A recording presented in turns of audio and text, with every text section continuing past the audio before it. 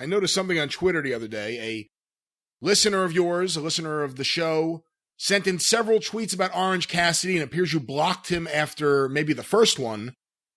But there were, in fact, several. Yes, as a matter of fact, I didn't know that there was more than one because the first one I saw was ridiculous enough. I actually wrote him back first. I said, you're just for this. You're just done.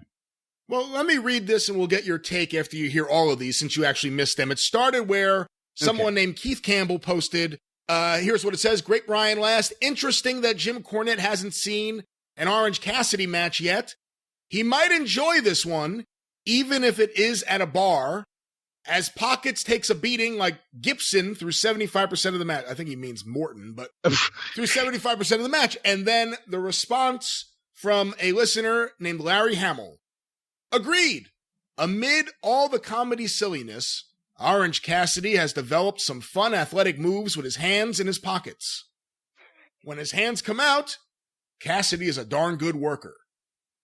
Orange Cassidy can really sell and doesn't do too much dangerous flippy stuff. His mousetrap cradle finisher looks as if it actually could keep an opponent's shoulders down. Mousetrap cradle? For a 3 count, and he locks it in quickly.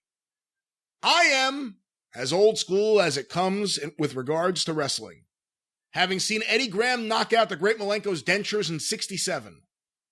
But Orange Cassidy's slacker persona is not much more silly than babyface Bugsy McGraw spouting incoherent philosophy in the 80s.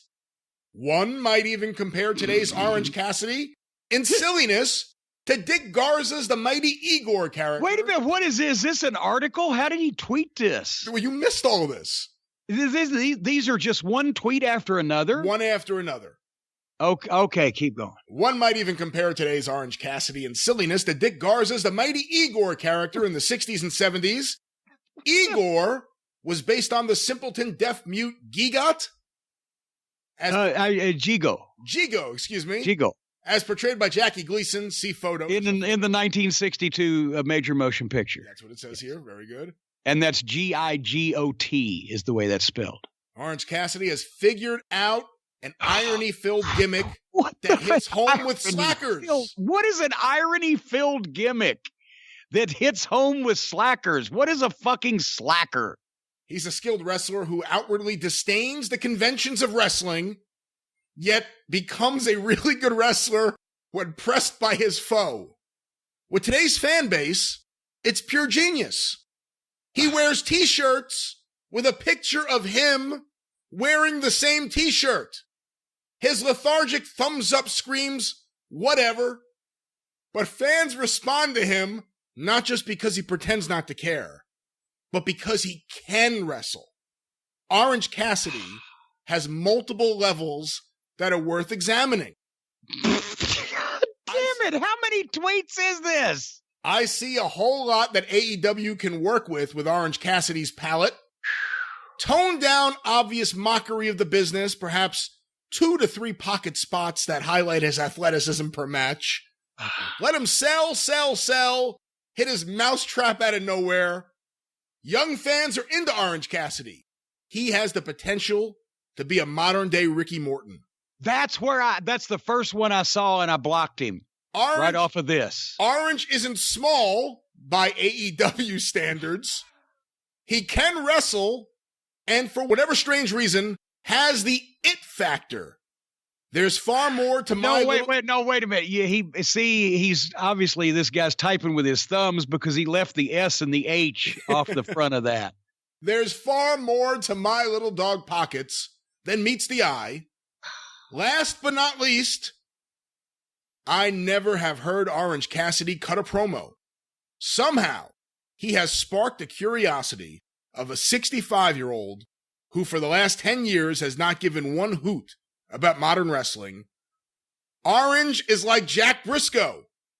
He works people. What? Wait, what? Orange is like Jack Briscoe. He works people into the building. And that is the series of tweets by Larry Hamill, a Cult of Cornette member who you blocked after seeing one of his tweets. No, now, not only is he blocked, I want, if anybody in the Cult of Cornette or anybody anywhere knows Larry Hamill, please go knock on his door And when he answers his door, tell him Jim Cornette says, you're a fucking idiot. Because now that I blocked him, I don't know how to get a hold of him.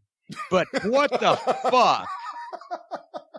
You fucking moron. No, a 65-year-old fan who somebody had captured his imagination. I'll tell you what captured your imagination, Alzheimer's. Apparently a number of years ago, Larry, you're fucking senile. You've gone mental, as they say over in the United Kingdom. You've gone fucking mental, mate. You're a daft cunt. What the fuck? This fucking guy with his hands in his pockets doing phony fucking shit that other professionals are supposed to stand there and fucking suffer through reminds you of Jack Briscoe. He reminds me of a pus-filled pocket pussy, both fucking physically and mentally. And that's exactly, apparently, used condom for brain, Larry Hamill. I shouldn't make fun of the mentally diseased. If you do not have some type of mental disease, if you can produce paperwork, Larry, that says that you don't have some kind of mental disease, I'll make fun of you. But in the meantime, I'm going under the assumption that you're mentally diseased, so I guess I shouldn't make fun of you.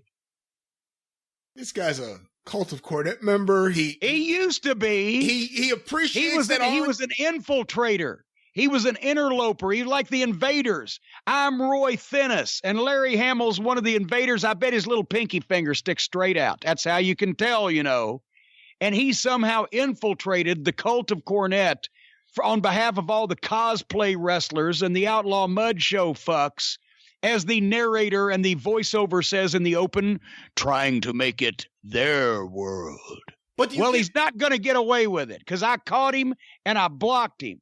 He's outside the force field. He's outside the circle of trust. Larry Hamill can go fuck himself. But I bet he's related to that fucking Dorothy Hamill. I never liked her either. I don't know where that came from. But Jim, any credit to Orange Cassidy for figuring out the irony-filled gimmick that hits home runs with slackers? I give Orange Cassidy credit for figuring out a fucking gimmick that hit home with a goddamn 65-year-old Alzheimer's patient. Why don't Orange Cassidy put on shows at the fucking state home where Larry is currently ensconced and entertain all the inmates? That'd be a good place for him. That's probably now, they might not let him go. Just like when Paul Heyman walks past a cemetery, two guys run after him with shovels. Orange Cassidy goes into a state home. I bet they wouldn't let him leave. Where did that come from? Well, people are trying to take these people. Shut up laughing now. People are trying to take these people back to where they came from. And it looks like Heyman just nipped up out of the fucking graveyard. It looks like Orange Cassidy just wandered away from a state home.